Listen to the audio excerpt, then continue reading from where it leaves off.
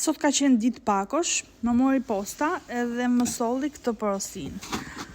Kjo është e gjitha handmade, nga Daisy Handmade Pikal, do ta lë tag faqen këtu poshtë. Kjo është një arush, i gjithë i punuar me dorë për vajzën, ndërkohë këtu vendoset emri i vajzës, por që unë duke qenë se s'doja që ta bëja publike emrin, vendosa që ta shkruaja princesh, por që realisht është shumë punim cilësor, edhe mendosh që e gjitha është e bërë me dorë, është shumë e bukur. Ja mora të bardhë sepse nuk dua të ketë shumë ngjyra roz, mua nuk pëlqen shumë roza.